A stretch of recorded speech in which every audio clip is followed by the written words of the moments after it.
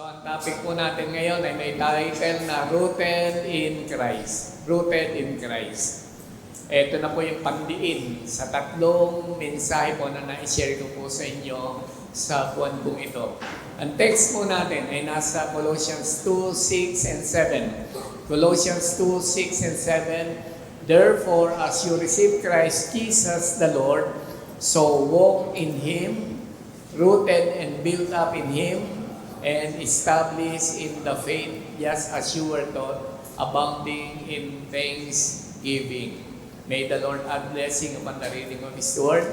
Tayo po ay saglit pang manalangin. Lord, ito-commit po namin sa inyo ang sandali ng aming pong pag-aaral. Continue to minister to us, Holy Spirit. Amin po, Panginoong, ibinubukas ang aming pong puso sa inyo.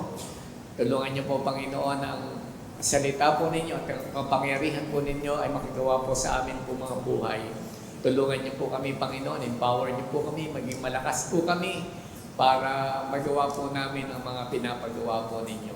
Salamat po, Panginoon. Ito pong aming panalangin. In Jesus' name, Amen and Amen. Kumusta po kayo, mga kapatid? Okay naman po ang buhay po natin. So maganda po ito pag-aaralan po natin. Sana po ay makakonect po tayo dito, ma-impart po sa atin yung ilang mga bagay po dito o sana po yung kabuuan po nito. Ito po ay sinulat po ni Paul sa mga taga-Colosas, mga mananampalataya po sa Colosas, kasi nga po mga kapatid, na-influensyahan po sila ng mga false teachers na ini-incorporate o minimix ang human philosophies, yung pong mga legalism at saka po mysticism sa kanila po congregation o sa kanila pong church. Pag sinabi po natin human philosophies, ano po ito mga kapatid, parang logical, yung pong isipan po ng mga tao na mukhang maganda pero hindi naman po talaga tama, okay? Mga human logic, human philosophies. Ang isang bagay po talaga na dapat po mabuksan ang mata po natin, ang kaaway matalino po. Hindi po siya parang sabihin po natin wala siya magagawa sa akin. Kasi pag mahina po tayo at pag hindi po tayo discerning, talaga po malilim lang po tayo. Kasi nga po ganito kumilos po ang kaaway, ganito po kumilos yung mga false teacher. Mahirap po nilang sabihin na hindi totoo si Christ. Mahirap po nilang sabihin, hindi totoo ang salvation, hindi totoo ang kaligtasan. Ang ginagawa lang po ng kaaway ngayon, minimix na lang po niya yung kanya pong gustong mangyari, yung kanya pong mga katuruan, para po tayo maihiwala ito sa katotohanan na tinanggap po natin noong una. Yung po tinatawag po natin human philosophies. Meron po isang pastor na malapit po sa akin, nalipat po ng destino. Ngayon po ay hirap na hirap po siya doon sa kanya pong church na na-assignan. So mukhang talaga pong tututukan niya sa pagtuturo. Kasi po yung pastor na galing po doon, ang itinuturo po sa kanila, habang bata ka, i-enjoy mo ang buhay. Ano daw po? Habang bata ka, i-enjoy ang buhay. O, tanungin ko po kayo, tama o mukhang tama? Ano bang sagot? O? Mukhang tama. Sino nagsasabing tama? Ayan. Sino nagsasabing mukhang tama? Ang daming dito mata. Sino po yung may tama dito? Sino po yung mga tama sa inyo? Parang walang gusto tumaas eh. Alam po ninyo, ang sagot po dyan, mukhang tama. Pag sinabi po kasi natin, i-enjoy ang buhay, parang ano po siya, no? Parang kalahati siguro. Pwede natin sabihin half-truth. Pero hindi po siya talaga, masasabi po natin, siya po talaga yung katotohanan dapat mong pong mag-stand. Kaya po, ano po ang resulta po? Pagka ganun po mga kapatid ang atin po in-embrace, yung po mga kapatiran, hirap din po kaagad na akayin po sa commitment. Kasi iniisip nila, pastor, may lakad kami, enjoy life, di ba? Enjoy life. Kasi dapat i-enjoy ang buhay. Mukhang maganda po siya sa paningin, human logic, human philosophies, human thinking, mukha siya maganda. Pero hindi po siya nababalanse ng katotohanan sa Biblia. Alam po niyo kay Solomon, no? Pag binasa po ninyo ang book ni Solomon, Ang mapapansin po niyo sa Ecclesiastes, mukhang parang may mga sinasabi niya, napaka-straightforward, na parang sabihin natin, parang hindi siya godly. Kasi sabi, eat, drink, and be merry. Kasi nga po, tumatanda ang tao, bukas pwede ka na rin mamatay, okay? Parang tama naman, mukhang tama na mag-enjoy sa buhay. Nakita po natin. Pero pagdating po ng chapter 12, bigla po siyang humugot, bigla po siyang bumawi. Sabi niya, ang pinakamainam pa rin po talaga sa tao ay maglingkod sa Panginoon, ibigay ang buhay sa Panginoon. Yun po yung twist na mga binanggit na sobrang katalinuhang na ibahagi po sa atin ni Solomon. Kaya sa mga kapatid, dapat po may balance po yan. Tama po mag-enjoy sa buhay, but serve God, no? Serve God and enjoy life. Hindi po natin na-imagine na nag-enjoy po tayo sa buhay talaga, na hindi po kasama sa eksena ang Panginoon. Ito pa po, may naalala pa akong istorya. Nagamit pa po ako mga kapatid. Yung pong aking pong kapatid, sinundan ko po. Kilala po ni Kuya Abe, si Aimee. Yan, siya po yung nag-donate po sa atin ng atin pong electric drum, saka po yung ating monitor po sa itaas. Alam po niya, nag-start po silang mag-asawa ng hanap buhay po nila ay bus. Meron po silang bus. Pero yung bus po nila, tatakbo lang ng 2 araw, 2 linggo nakatigil. O, ganun po yung kanila pong business. Sabi ko sa kanya, ito pong kapatid ko po na to, napaka-giver po nito, napaka-faithful sa kanyang tithes, talagang nagbibigay. Sabi ko sa kanya, siguro tal, pwede ka namang pwede ka namang hindi mag-tithes. Ako pa nagturo, human logic yan, human logic. Diba? Human philosophy. Sabi ko, hindi naman talaga kayo kumikita ng malaki. So, baka pwede, instead na mag-tithes ka, ipunin mo yan, pambili mo ng gulong, kasi panghanap buhay ang bus nyo eh. So, hindi naman porke kumita yan ng 2,000 itong araw na to, pera mo lahat yan. Kasi ano yan, ang langis niyan, papalitan, ang gulong niya, nauupod. Ayoko sabihin nakakalbo, hindi, parang pangit yung nakakalbo. Baka mapatingin po kayo sa akin. So, sabi ko, maganda ipunin mo na yan. Pero buti na lang po, hindi sumunod sa akin yung kapatid ko. Talagang napaka-firm niya sa kanya pong pagbibigay po ng tithe, sa kanya pong pagiging generous sa mga workers, o kahit po sa kanya pong mga kaibigan. At alam po ninyo, yung kapatid ko po na to, binless po talaga siya ng Panginoon. May ginamit si Lord na kapatid ko din po, na pag-aral po lahat ng kanya pong anak. At siya po ngayon ay nasa Amerika.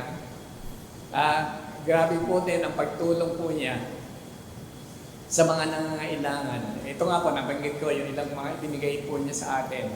And nung time po ng pandemic, napansin po niya, pag nagpe-preach ako online, sabi niya, Tony, yung mga nakita ko, yung mga nagpe-preach sa online, naka-laptop.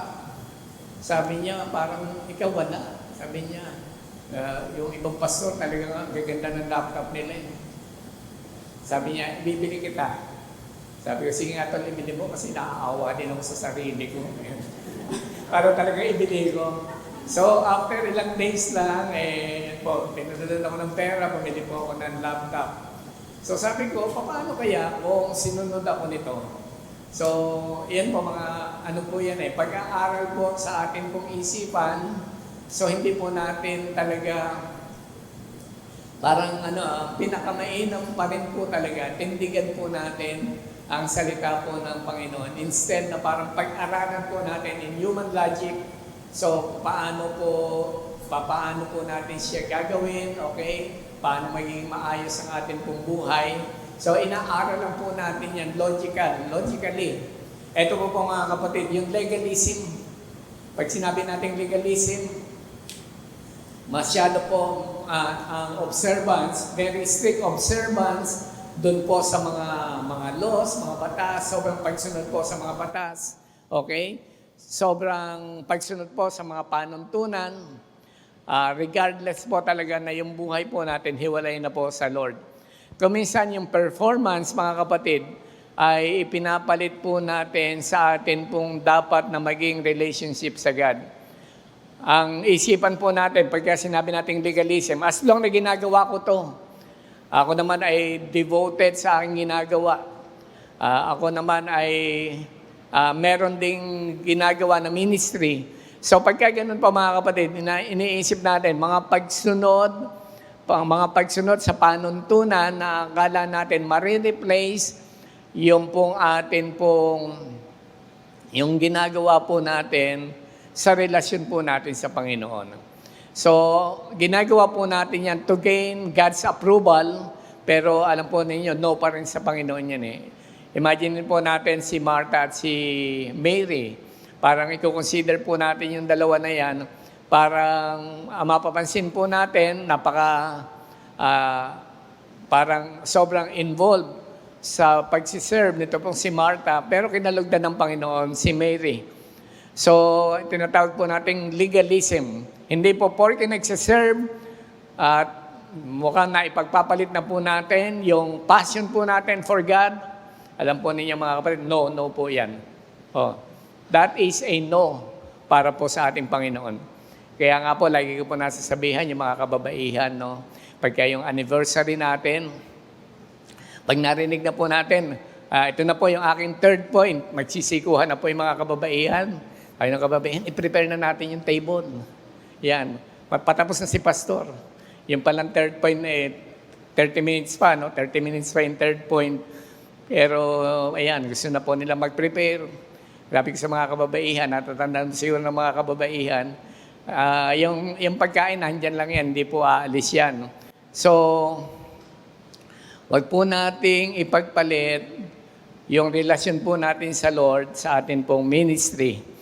Meron pong iba ang tinatawag namang mysticism. Minimix po yung pong mga supernatural, parang extraordinary experience na iniisip po nila, ito po yung isang magandang bagay na pwedeng mangyari sa church. Halimbawa po mga kapatid, pag sinabi natin extraordinary, talagang time ng praise and worship, may gumugulong, di ba? May nagtatumbling, may umaakit ng kisame, di ba? Yung mga ganyan. Parang iniisip natin, talagang filled with the Holy Spirit, gumagapang sa kisame, di ba? Yung mga ganyan. So nag-iisip po tayo ng parang extraordinary thing para magmukhang spiritual, super spiritual yung atin pong gathering. Pag wala po nangyaring iyakan minsan sa prayer meeting, sabi niya, napaka-dry nung aming prayer meeting kasi walang iyakan. So, minsan naghahanap po tayo sobra ng mga ganyan mga kapatid. At yan po ay naipasok po ng mga false teacher po yan. Kaya naman po si Paul, gusto po niyang ibalik yung mga teaching na natutunan nila before. Dahil po sa tatlong bagay po na yan, human philosophies, legalism, and mysticism, na na-mix po ng mga false teacher. Sabi ni Paul, ibabalik ko kayo sa unang natutunan ninyo. Okay? So, ito po yung pinaka-structure ng atin pong topic po ngayon. At binabanggit po ni Paul, sabi niya, therefore, as you receive Christ, Jesus the Lord, sabihin nga po natin, received. Yung patunogin po natin yung di, received. Parang ganun din, no? So, hayaan nyo na. Pagbigyan ko na. Kaya ko po gustong patunogin po natin yung di, received. So, meron ng paunang nangyari po sa kanila. Kasi po, sa Tagalog po yan, sapagkat tinanggap na ninyo si Kristo Jesus bilang Panginoon. Okay, tinanggap na, no? Nangyari na po yung pagtanggap po nila sa Panginoon. Dapat po maging malalim po ito sa atin mga kapatid. So yung pagtanggap po sa Panginoon, it is not something emotional, it is not something intellectual na nangyari lang, ganon. It is not just intellectual agreement na parang sa isip lang, nakipag-agree ka sa Panginoon kasi alam mo na ang iyong kaluluwa ay pupunta ng impyerno, kailangan mo siyang tanggapin. At pwedeng nag-altar call yung pastor, napaka-dynamic po ng preaching, so napaka-emotional, di ba? So, ikaw ay nag-agree, tinanggap mo ang ating Panginoon. So, hindi lang po yan mga kapatid. Pag sinabi po nating receive Christ, ayun po yung una po natin. Okay? Receive Christ, tanggapin po natin ang Panginoon. Ang ibig po sabihin po niyan mga kapatid ay personal acceptance. Okay? Personal acceptance. So hindi po siya enough na dinideclare lang po natin ng ating pong mga bibig that we know Christ, kilala ko ang Panginoon, I have received Christ, kundi na-experience po talaga natin yung personal encounter po sa ating Panginoon, personal acceptance po sa Panginoon. We receive Him. Tinanggap po natin ang Panginoon personally in our hearts. Okay? Nagdesisyon po tayo at pinapasok po natin siya sa atin pong buhay. At pag sinabi po natin mga kapatid na we receive Him, dapat po meron pong relational surrender. So it is not just Jesus the Savior, but Christ Jesus as Lord. Gets po ba natin ito mga kapatid? Pag sinabi po natin we surrender our lives to God, not just because He is our Savior, but He is our Lord. Dapat po yung bagay po na yan, balanse po yan mga kapatid. Siya po ay nagliligtas, pero dapat po kinikilala po natin siyang Panginoon, kinikilala po natin siyang Messiah, kinikilala po natin siya na Master of our lives. So, ibig sabihin, tinatanggap po natin siya na dapat po siya ang mag-rule sa atin pong buhay. So, hindi lamang po dahil po ni-rescue po tayo, kundi dapat po mag-rule po siya sa buhay po natin. Ang pangatlong bagay po tungkol po sa pagtanggap sa Panginoon, katotohanan na dapat pong involved po dyan, yung pong complete ownership. Okay, sabihin nga po natin, complete ownership. Ayan, kompletong mamay-ari o kompleto pong pagtanggap, okay? Hindi lamang po natin tinatanggap yung blessings na kasama ng atin pong relasyon po sa Kanya, but we receive Him, we receive His will, di ba? Ini-embrace po natin yung Kanyang kalooban, we embrace His word, tinatanggap po natin ang Kanya pong mga salita, and we embrace His authority. Natatandaan po ninyo yung pinag-aralan po natin one time sa atin pong Lord's Supper, na yung mga tao sumunod kay Jesus, tapos na makita sila ni Jesus, sabi, He was moved with compassion. Di ba? Pinakain ni Jesus. Pero after na mapakain, umalis na po sila Jesus, sumunod pa rin po yung mga tao sa Kanya. Nung sumunod po sa kanila yung mga tao, sabi ni Jesus, sumunod ba kayo sa akin dahil sa pagkain? Sabi po niya, kanin ninyo ang aking laman, inumin ninyo ang aking dugo. So alam po ninyo, ang implication po niyan, tanggapin siya ng buo.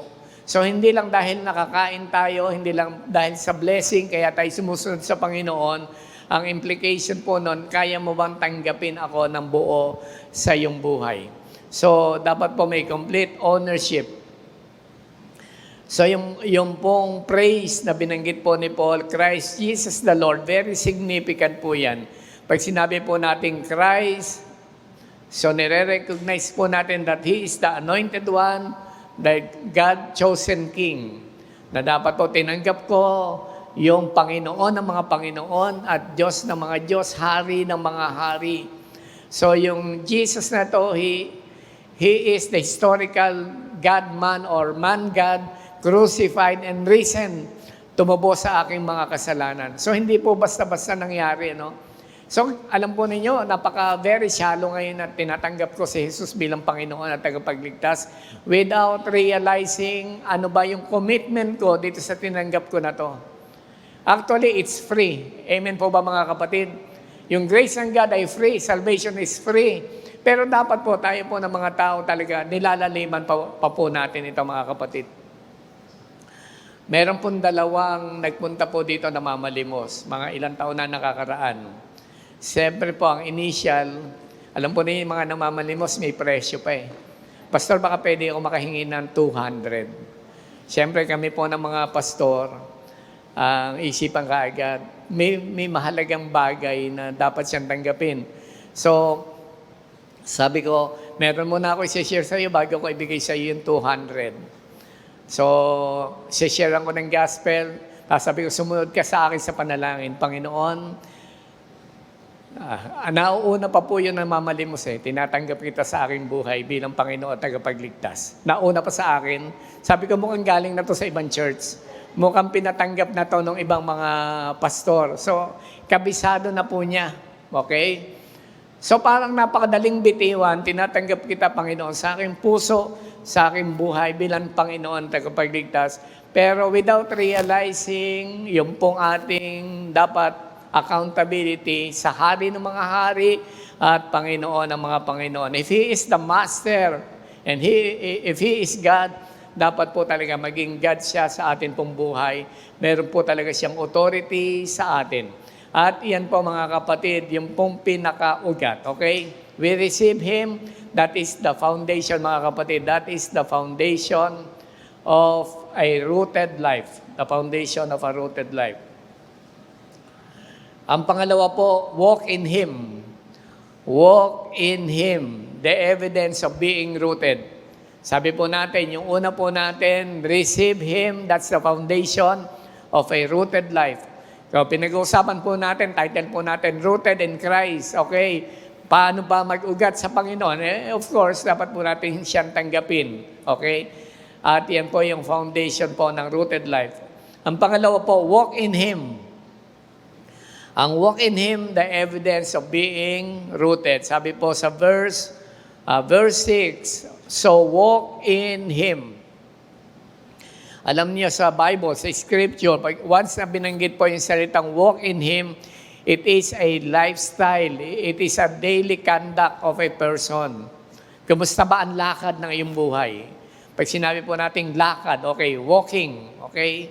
Pag pinag-usapan po ang paglakad, may kinalaman po yan sa atin pong lifestyle, sa atin pong gawi ng pamumuhay, yung araw-araw po nating ginagawa. So, hindi po pinag-uusapan po dyan ano ang ating tinitindigan. Kasi marami naman po mga tao, magaling po sa theology, marami po talagang alam, mukhang iyan na lang po ang minaster. Pero dapat po mga kapatid, na ipapahayag po natin ito, how you live it out. Paano po natin siya ipinamumuhay yung atin pong alam. So, walk in Christ, meaning po mga kapatid, we align our life to God. Ina-align natin ang ating sarili sa atin pong Panginoon. So, dapat may alignment po yan sa atin pong mga decision, sa atin pong relationship, sa atin pong behavior, sa atin pong character. So, pag sinabi po natin mga kapatid kasi na holiness, it is not about perfection, but progression. Pag sinasabi po natin kabanalan ng buhay, wala naman po kasi talagang perfect no?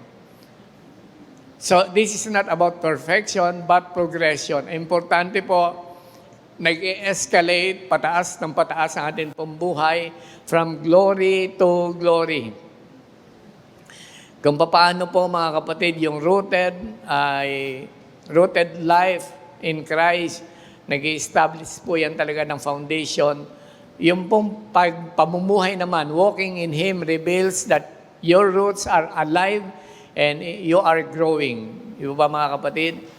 So, pagbabalikan po natin yung connection po ng number 1, ang kapahayagan po talaga that we are rooted in Christ, we are growing in Him. So, yan po yung connection po natin sa number 1. Ang beginning point ng atin pong buhay, we receive the Lord. Okay? Yan po nagsimula ang atin pong buhay. But walking in Him shows that the seed is growing. Okay? Nakatanim po tayo, nag-uugat po tayo sa atin pong Panginoon, pero dapat nakakakita po talaga ng paglago, nakakakita po talaga ng development. Okay? Marami pong mga Christian ay parang nagsettle na lamang po, sila po yung receiving end, di ba? Parang tayo po yung receiving end na mga, halimbawa parang salita ng God, tumatanggap lang po tayo. Pero we don't live it out, hindi naman po natin pinamumuhay. Okay? Tumatanggap po tayo ng pagpapala, pero tayo po nagiging receiving end, hindi naman po natin na nagagamit po ito para sa paggawa ng mabuti. Okay? Pero sabi po, walk in Him. Kaya po magandang katanungan po dyan, nag-uugat ba ako? Kung nag-uugat ako kay Kristo, siya talaga ang aking Panginoon. Am I growing in Him? Lumalago ba ako sa mga bahagi, sa holiness? Lumalago ba ako in humility? Lumalago ba ako in obedience to God? Lalo na, pagsunod po natin sa atin pong Panginoon. So walking in God, walking in Him is not about perfect performance. It is a persistent direction. Patuloy yan pong direksyon, mga kapatid. Number 3, rooted and built up. Rooted and built up. Sabihin nga po natin, rooted and built up. Yan. This is the growth of the believer. Makikita po natin yung praise na yan sa Colossians 2:7. So si Paul ay gumamit po ng dalawang images to describe the believer's growth. Ang una po ay yung rooted. Okay? Sabihin nga po ulit natin, rooted. Sa mga English teacher, palagay ko po medyo alam po natin ito. Or kung atin pa po natatandaan atin po mga English grammar, pag sinabi po natin rooted, ito po ay nasa perfect tense. Okay? Perfect tense. Na ang ibig pong sabihin po niyan, it is a completed action na meron pong ongoing effect. Okay? Complete action, nangyari po, kompleto na po yung action, pero meron pong ongoing effect po ito. May patuloyan pong epekto. So once we are rooted in Christ, pero hindi po yun yung settled na bagay, no? Kundi po, meron pong patuloyan nangyayari sa atin pong buhay, meron po tayong ginagawa. So tayo po ay itinanim once, okay? Natanim po tayo once. We accept the Lord as our Lord and Savior. Once lang po yan, mga kapatid, ho? Kaya po sinabi natin, completed action po yan. Hindi po yung dahil nag-ugat po tayo, hugutin ulit natin, okay? Hugutin ulit natin yung halaman, itanim ulit natin para lang computer, no? Refresh.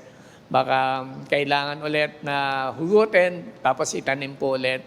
So, hindi po yon. Dapat po, alam po natin, yung pong rooted, complete action po yan. Completed action, pero meron pong ongoing result. Yung pong build up, ito po ay present tense, signifying ongoing and continuous process. Okay? May patuloy yan naman pong proseso para po tayo nakakita po ng building, di ba? Yung mga building na yung construction, di ba? Patuloy ang construction nangyayari. So yung mga structure po na yan, nakakita po tayo, hindi pa po kompleto, pero may ongoing construction. So as we walk in Christ, we are being shaped, okay? We are being strengthened, and we are being nurtured, okay? Tayo po ay we are being matured, patuloyan po na paglago sa atin pong Panginoon. Meron po mga kapatid, theological insight po yan. Okay? Pag sinabi po nating rooted, that is justification. Okay? Tayo po ay napatawad po ng atin pong Panginoon. Nakatanggap po tayo ng kaligtasan. So we receive salvation once and for all sa pamamagitan po ng atin pong pananampalataya po sa Kanya. Makita po natin yan, Romans 5:1. And built up, ito po yung tinatawag po nating sanctification. Merong pong ongoing growth sa pamamagitan po ng grace ng atin pong Panginoon. Na-overcome po natin ang mga bagay, okay? Nasa-sanctify po tayo. Pinatawad po tayo ng Panginoon, pero may tinatawag pong practical holiness.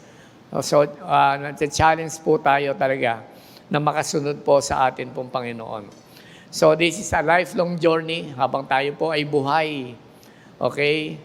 May mga temptation po, mga kapatid. Mahalaga po na tayo po ay nakakapagpatuloy sa isang righteous na pamumuhay po sa atin pong Panginoon. So, tayo po mga kapatid, we can attend church, we can serve, pwede pong maging maganda outwardly, pero pagka po mga kapatid, tayo po ay hindi rooted in Christ, Hindi po rooted in the Word, hindi po tayo rooted in prayer, hindi po tayo Spirit-filled community. Okay? Matutuyo lang din po tayo mga kapatid sa mga panahon po ng trials and testing. So, tatlong bagay po yan mga kapatid na magandang makonsider po natin. Ang una po, kung gusto po talaga nating makita that we are rooted in Christ, malinaw po sa atin na siya po ay tinanggap po natin. Okay?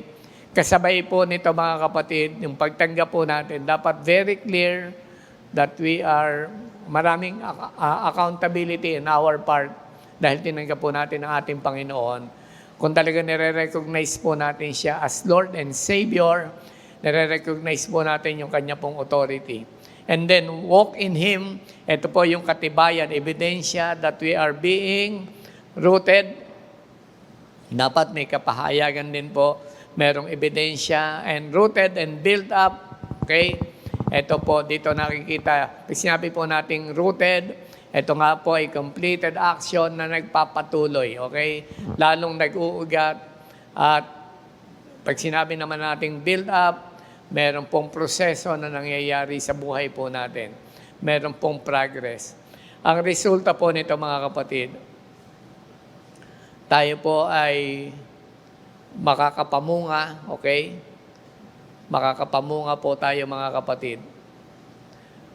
Ang resulta po nito, ang pinakabunga po nito, tayo po ay magiging mapagpasalamat po sa Diyos. Abounding in thanksgiving. May pasasalamat po na mangyayari sa atin in every areas of our lives. Kasama din po sa atin pong pasasalamat, yung pagdidevote, of course, ng atin pong buhay, pagdidevote po ng ating service sa atin pong Panginoon. So, hindi po mga kapatid kayang i-deny kung talagang we are rooted in Him. We are overflowing with thanksgiving. Nag-uumapaw po yung ating pasasalamat po sa atin pong Panginoon. Nag-uumapaw po yung atin pong puso na gusto po natin talaga siyang mapaglingkuran. Gusto po nating maibigay, maicommit ang ating mga sarili at maisauli what is due to Him. Yung pagpaparangal, yung honor, yung paglilingkod na kailangan po para po sa atin pong Savior at sa atin pong God at sa atin pong manlilikha, sa atin pong Panginoon na makapangyarihan po sa lahat. Mga kapatid, tayo pong lahat ay tumayo, tayo po ay manalangin.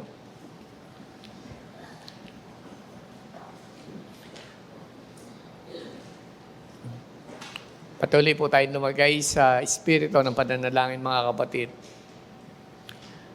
Yung pong abounding in thanksgiving, it is a natural result ng mga nangyari po sa una. It is a natural result of a rooted, growing, and established Christian life. Siyasatin po natin ang atin po mga sarili. Are you thankful to God?